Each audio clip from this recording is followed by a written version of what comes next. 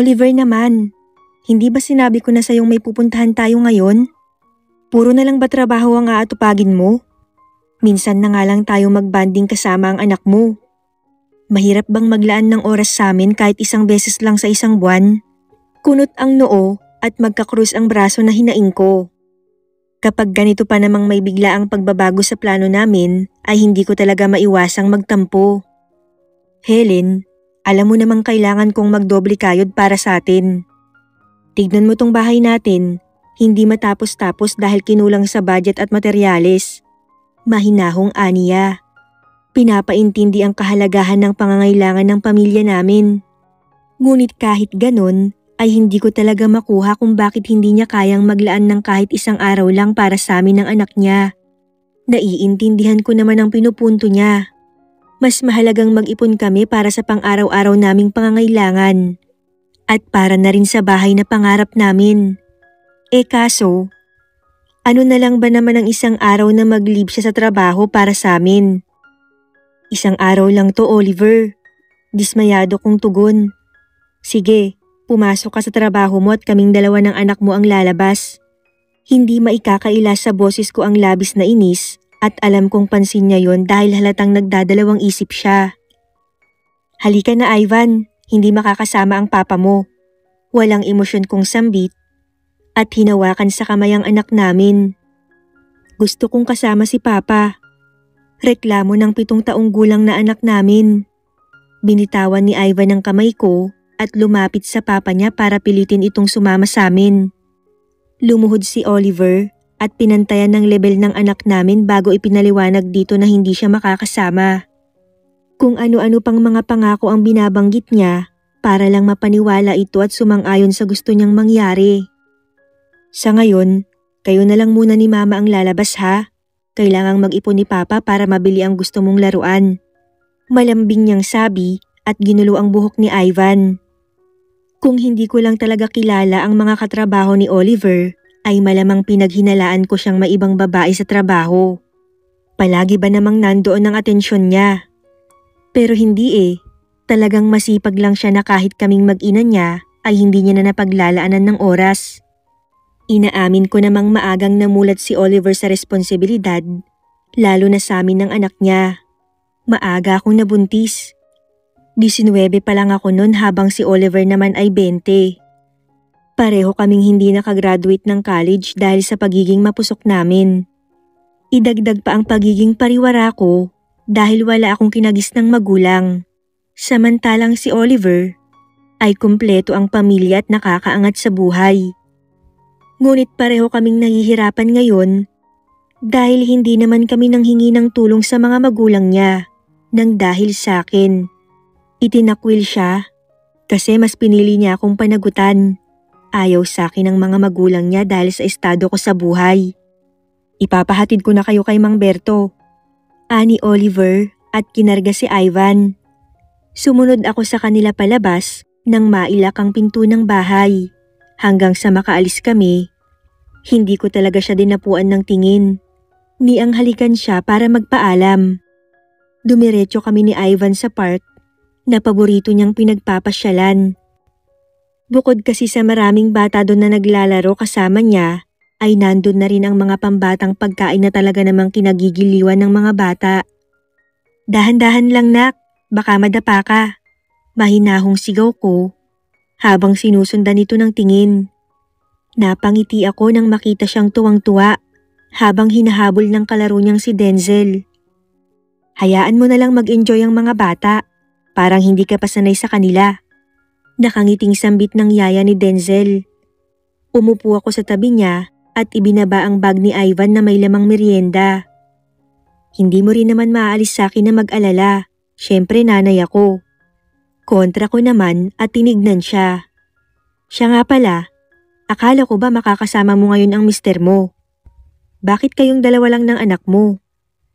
Ta kanyang tanong dahil minsan ko ngang nasabi sa kanya na sa susunod na punta namin dito ay kasama na namin si Oliver. Wala, mas inuna ang trabaho. Pasinghal kong sambit at umirap sa kawalan. Naku, baka naman may ibang babae.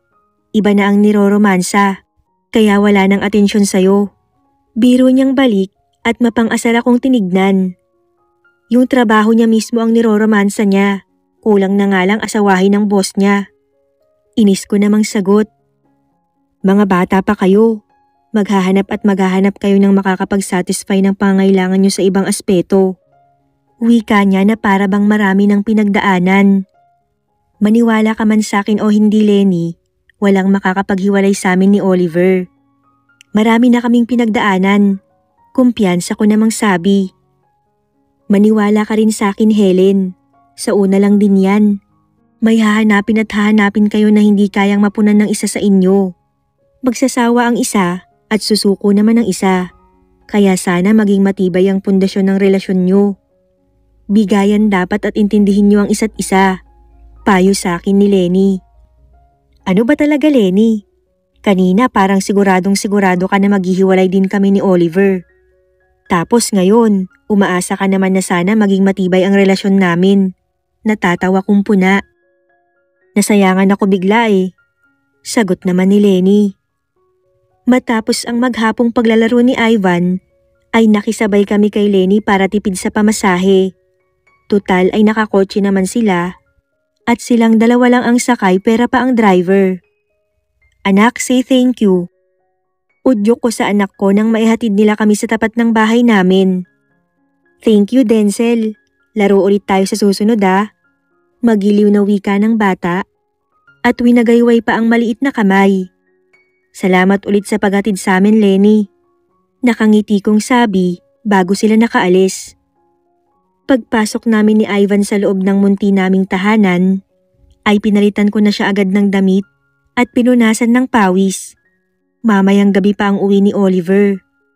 Kaya kapag alam ko nang pauwi na siya, patutulugin ko na si Ivan sa tabi ko. At ganun din ang gagawin ko para malaman niya na hindi pa rin natatanggal ang sama ng loob ko. Matapos kong makapaghanda ng hapunan at makakain, ay pumasok na rin kami sa kwarto ng anak ko. Pinatulog ko na rin siya. Maaga pa para sa akin ang oras dahil 8:30 pa lang. Siguradong paparating na yon kaya itinulog ko na rin muna. Mahal, mahinang bulong ni Oliver at hinaplos ang hita ko. Naalimpungatan ako at inis na tinabig ang kamay niya. Diyan ka matulog sa lapag, masungit kong sabi. Babawi ako sa susunod. Dito na tayo matulog sa lapag. Wika niya habang nilalambing ako. Napapikit ako sa ginawa niya at muntik pang kumawala ang halinghing sa labi ko. Ewan ko ba, basta sa pasundot-sundot niya ay bumibigay agad ako. Mahirap akong suyuin, alam niya yun. At alam niya rin kung paano talaga ako makukuha. Kinaumagahan ay nasa mood na ako dahil sa nangyari kagabing suyuan na nauwi sa marubdob na bakbakan. Helen, hindi na ako makakasabay sa inyong kumain. Tumawag ang boss ko, may emergency daw sa trabaho. Kailangan kaming kausapin. Nagmamadaling sabi niya at kumuha na lang ng sandwich na hinanda ko. Bumagsak ang balikat ko at ang malapad ng ngiti sa labi ko ay tuluyang naglaho. Na naman, sumbat ko at padabog na binagsak ang plato. May ibang araw pa naman. Babawi ulit ako sa'yo. Ani at hinalikan ako sa noo. Pagkatapos nun ay umalis na rin siya. Habang ako naman ay ginayakan si Ivan para sa pagpasok niya sa paaralan. Pag-uwi namin kinahapunan ay nakauwi na rin si Oliver. Ang aga mo naman. Malamig kong sabi habang tinatanggalan ng uniform ang anak namin. Problemado niya akong tinignan. Kaya kinunutan ko siya ng noo. Nagtanggal si boss ng mga empleyado. Kasali kami sa natanggal. Ilan lang ang tinira niya dahil nalulugi na ang business nila. Pahihirapan daw siyang magpasahod kung marami kami. Malungkot niyang balita. Ha? Paano na tayo ngayon? Eksahirada kong tanong at naglakbay na ang utak ko sa mga utang na malapit na naming bayaran. Ivan, magbihis ka muna sa kwarto. Mag-uusap lang kami ng papa mo. Utos ko sa bata. Nang tuluyan itong makapasok sa kwarto, ay muli kong hinarap ng tingin si Oliver. Ano nang magiging plano natin? Ayokong lumapit sa parents mo dahil sisisihin ka nila sa nangyayari. Baka isumbat pa nila na kakailanganin din pala natin sila sa dulo. Mapakla kong sabi.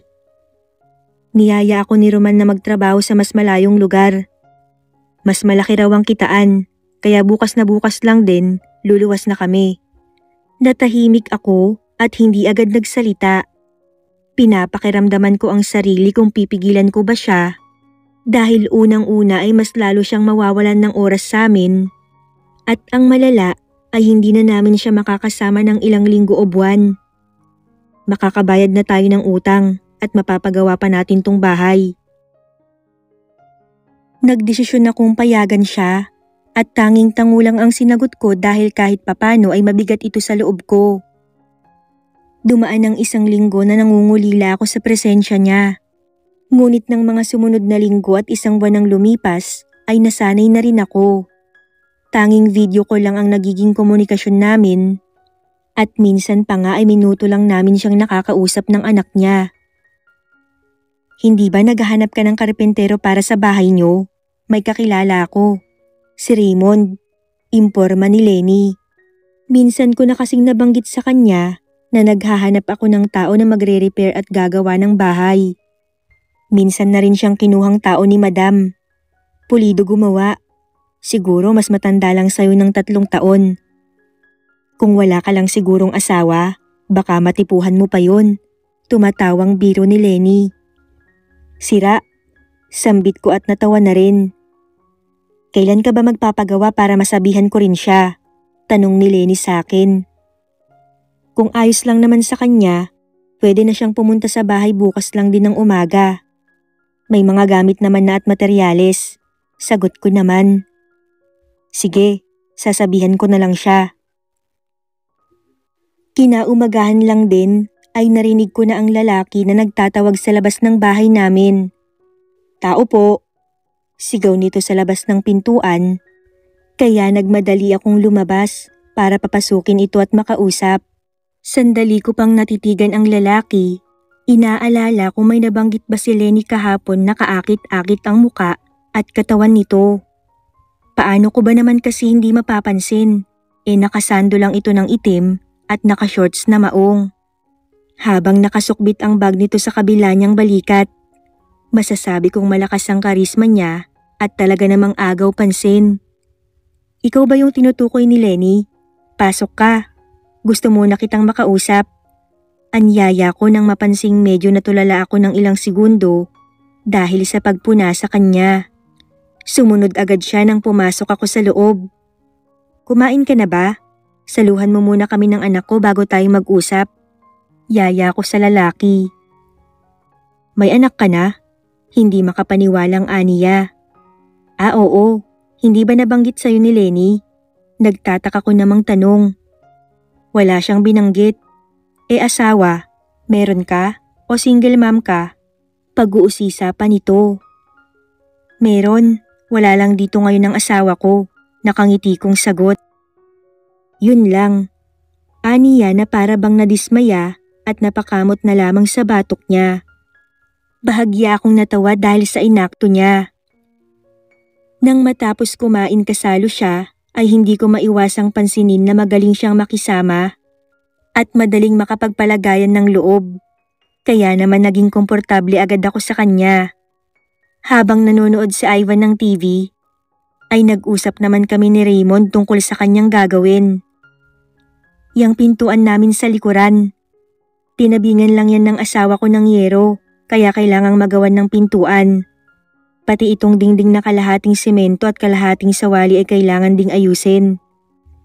Tumango siya habang matamang nakatingin sa akin. Medyo na-conscious tuloy ako sa itsura ko. Kaya pinasadahan ko ng suklay ang buhok ko gamit ang daliri ko. Hindi halatang may anak ka na at asawa. Sayang nahuli ako. Compliment niya habang may nakakalokong ngiti sa labi. Nahuli saan? Maang ko namang tanong. Wala. Natatawang wika niya. Sige. Magsisimula na akong magtrabaho. Dagdag pa niya, kaya tumango na lamang ako. Nagsimula roon ang maliit na interaksyon namin ni Raymond. Nitong mga nakaraang araw, ay madalas na akong tumawa na para bang sa mga biro lang niya ay nabubuo na ang araw ko. Dumating sa puntong hindi ko na rin napapansin na hindi na ako nakakatawag at hindi ko na rin nakukumusta ang asawa ko. At aaminin kong na-occupy ni Raymond ang sistema at utak ko. Sorry, hindi ko sinasadya.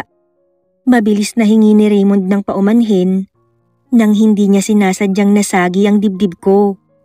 Inaabot kasi niya ang metro sa lamesa pero dahil nakaharang ako ay nasagi niya rin ito. Hindi, ayos lang. May ilang sa ginawa kong pagngiti dahil may kung ano sa katawan kong nabuhayan sa simpleng pagdampi lang ng kamay niya sa katawan ko.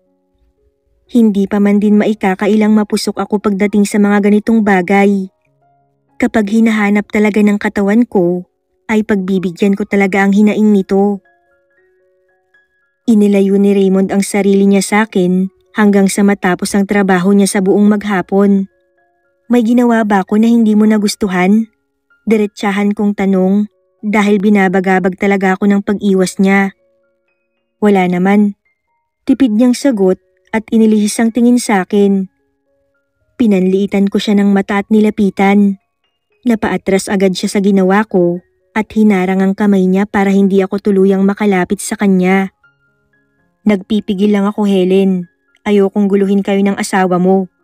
Makahulog ang tugon niya at tuluyang umalis. Naiwan akong kinakapos ng hininga dahil maging ako ay kakaiba ang naging epekto ng paglapit sa kanya. Ibig sabihin ba ay pareho kaming nagtitiis? Dumaan pa ang ilang linggo at nakatanggap ako ng mensahe galing kay Oliver na uuwi siya ngayong araw. Hindi ko alam kung ikatutuwa ko ba yun. Dahil nahati ang atensyon at curiosity ko kay Raymond at sa kanya. Mas hinahanap-hanap ko na kasi at inaasahan ang presensya ng lalaki kesa sa kanya. Ngunit gayon pa man ay naghanda pa rin ako. Baka kasi nakukonsumo lang ako ng araw-araw naming pagsasama at pag-uusap ni Raymond. Siguro ay epekto lang din ito ng pangungulila ko kay Oliver kaya ganito na lamang ang nararamdaman ko. O sige, nang magkaalaman na. Maya-maya ay wika ni Raymond. Ha? Anong magkaalaman na? Pakunwari kong tanong kahit alam ko na ang ibig niyang sabihin. Para malaman na kung sino ang mas matimbang sa amin. Kumpiyansa niyang sabi. Akala ko ba ayaw mong mamagitan sa amin ng asawa ko? Bakit parang nakikipagkumpetensya ka dyan? Nakangiti kong tanong sa kanya. Hindi ko mapigilan eh. Honest niyang sagot at bahagya pang tumawa. Bago pa man din maghapunan ay bumili na ako ng mga alak at inilagay yun sa ref. Samantalang yung isang alak na para kay Oliver ay nilagyan ko ng gamot na kung saan paiinitin nito ang katawan mo. Baka sakaling kapag may nangyari ulit sa amin ay bumalik ng buo ang atensyon at pangungulila ko sa kanya. Maaga ko ring pinatulog si Ivan nang matapos maghapunan. Kaya kaming dalawa na lamang ni Raymond ang naiwan sa sala. Wala pa bang text ang asawa mo? Akala ko ba mga 7:00 ay nandito na siya? Tanong ni Raymond sa inip na tono. Baka malapit na rin yun. Hintay lang tayo. Kung gusto mo, kumuha ka muna ng isang beer dun sa ref para hindi ka mainip sa paghihintay. Alok ko sa kanya. Mabuti pa nga. Kukuhanan na rin kita dahil kung saan-saan na naman naglalakbay ang isip mo. Wika ni Raymond at tumayo para kumuha ng 2 bote ng alak. Bumalik si Raymond na may dalang pulutan at 2 bote ng beer. Inilapag niya yun sa maliit na mesa ng sala kung nasaan kaming dalawa ngayon. Ilang sandali pa nang makareceive muli ako ng text galing kay Oliver. Tuwang-tuwa ko pa yung binasa sa pag-aakalang malapit na siya. Kaso tuluyang bumagsak ang balikat ko at nawala ang nakapaskil ng ngiti sa labi ko nang mabasang hindi siya makakauwi. May biglaan daw na trabaho at madodoble ang sahod niya. Kaya baka raw sa susunod na linggo na siya makakauwi. Anong sabi? Tanong ni Raymond sa akin. Hindi siya makakauwi. Inis kong sagot. Ano ba naman yung asawa mo? Mangangako tapos hindi naman tutuparin. Dismayado niyang sambit. Inisahang inom ko ang alak sa bote dahil sa inis na nararamdaman ko.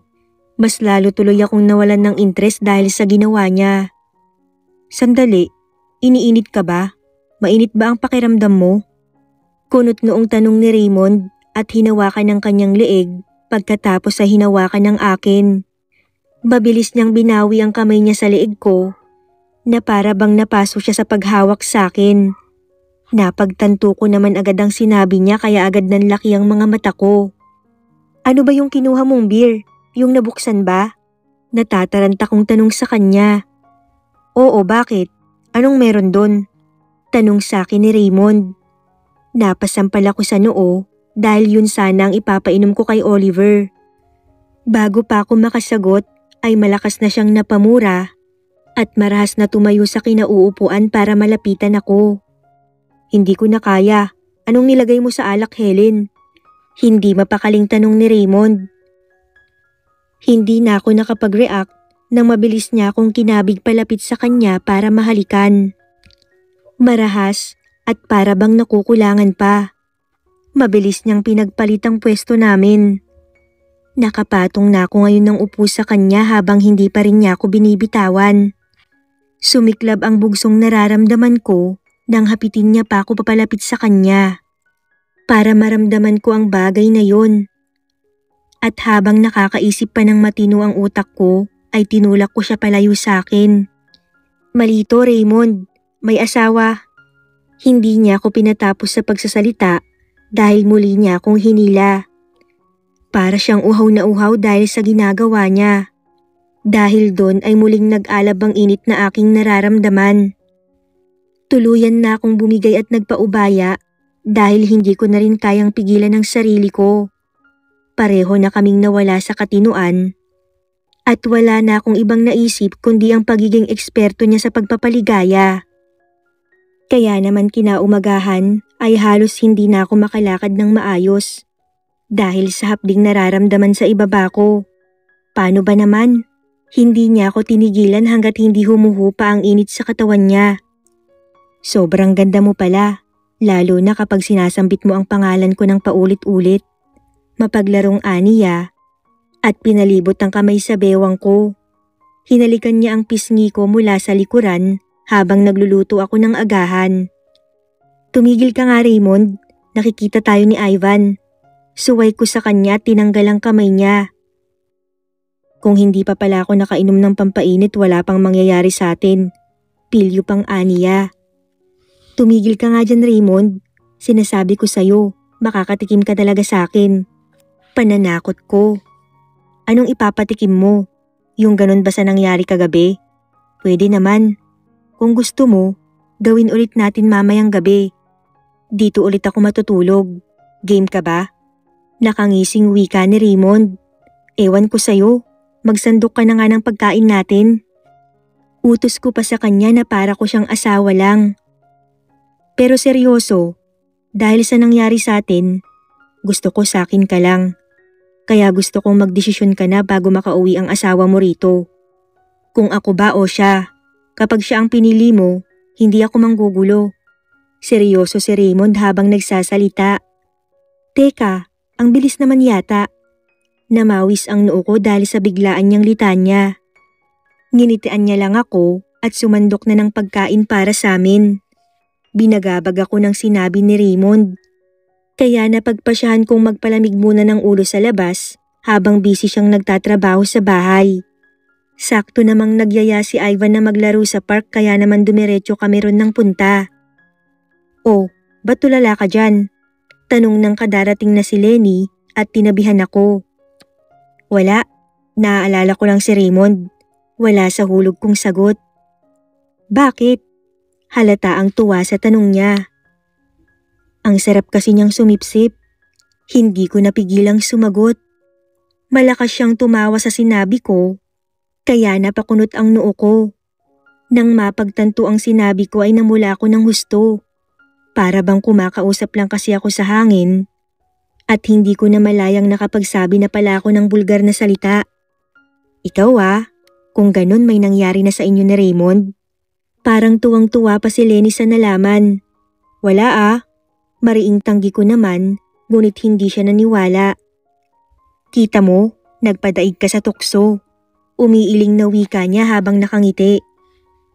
Napabuga na lamang ako ng marahas na hininga. Hindi rin ako nakapag-refresh ng utak sa kung ano ba ang dapat gawin ko. Hindi naman ako nakakaramdam ng guilt dahil nagustuhan ko naman ang ginawa namin ni Raymond at hindi ko yun pinagsisisihan. Ayan ka na naman, kaya mabilis magalit to eh. Ira-round 2 ko to kahit pagod ka na. Pananakot niya, kaya natatawa kung tinanggal ang kamay ko. Simula nang may mangyari sa amin ay gabi-gabi na namin yung ginagawa. Walang palya. Gusto kong palagi siyang nakikita at nararamdaman. Ganitong-ganito ang gusto ko para sa aming mag-asawa. Kaya naman nang makauwi si Oliver ay nakapagdesisyon na akong sumama kay Raymond. Maghiwalay na tayo. Kumpronta ko sa kanya. Helen, teka naman, bakit biglaan? Naguguluhan ang ekspresyon ng mukha niya habang nakatingin sa akin. Simple lang, hindi na ako masaya sa'yo. Pagod na akong intindihin ka. Puro ka na lang trabaho. Nagegets mo ba? Wala ka ng oras para sa amin ng anak mo. Kahit isang araw lang ay nahihirapan ka pang ibigay. Hindi ito ang pinangarap kong buhay kasama ka. Umiiling na sumbat ko. Bakit biglaan? Maiba ka na ba? Tanong sa akin ni Oliver. Hindi ako sumagot at iniwasan siya ng tingin. Kaya malakas ang loob mong hiwalayan ako? Sino ang tarantadong lalaking yun? Sumagot ka. Galit na wika ni Oliver. Hindi mo na kailangang malaman. Aalis kami sa bahay na to ng anak mo. Doon ka na sa trabaho mo. Mariing sambit ko at hinila si Ivan. Ngunit hinila ni Oliver ang kabila nitong kamay. Ikaw lang ang aalis. Isasama ko sa akin si Ivan. Alam mo, tama ang magulang ko. Sana nakinig na lang ako sa kanila nun kung ganito lang naman pala ang gagawin mo. Sige, sumama ka sa kabit mo. Iwan mo rito si Ivan. Kapag nagpumilit ka, ididimanda kita. Wala akong nagawa kundi ang umalis sa bahay na yon kahit hindi kasama si Ivan. Habang si Raymond naman ay nakaabang na sa akin sa daan dala ang tricycle na inarkila nito. Ilang buwan kaming nagsama ni Raymond. Ngunit unti-unti kong nakikita ang pagbabago sa kanya, ang pagiging iresponsable niya, ang bisyo niya, at ang kawalan niya ng pakialam sa akin na para bang hangin lang ako sa kanya. Ramdam kong nagsawa siya. At yun ang kinasasama ng loob ko. Inabandon ako ang asawa at anak ko para lang sa kanya. Tapos ito ang kalalabasan ng pagsasakripisyo ko. At ang tanga ko lang na ipagpalit sila para sa panandaliang kaligayahan ko. Lasing ka na naman. Nakita ka ni Lenny na may babaeng nakakandong sayo. Nang gagalaiti at galit na galit kong sigaw. E ano naman sayo? Nagsasawa ka na sa buhay na to? Sige. Bumalik ka sa asawa mo. Pangiinsulto niya pa at nilagpasan lang ako. Napasigaw na ako dahil sa galit ko. Talaga, aalis na ako rito at babalik na sa kanya. Padabog kong kinuha ang lahat ng gamit ko at bumalik sa bahay na pinatayo ni Oliver. Ngayon ko lang na-realize ang pagkakamaling nagawa ko. Hindi ko na-appreciate ang mga sakripisyo ni Oliver para sa amin ng anak niya. Siguro, dahil kulang na kulang ang time na binibigay niya hindi katulad nun. Napaka-selfish kong tao. Dahil gusto ko ay nasa amin lang ang oras niya. Kaya siguro naghanap ako ng ibang tao para mailabas ko rin ang pangungulila ko sa kanya. Malayo pa man ako sa bahay, ay nakita ko na si Ivan na nagbobola sa bakuran kasama si Oliver. Napangiti ako at naluha nang maramdamang sobra akong nangulila sa kanila. Lalapitan ko na sana sila nang matigilan ako sa paglabas ng nakangiting babae sa pinto ng bahay namin. Babe, magmerienda muna kayo. Ivan pinagtimpla kita ng chocolate drink.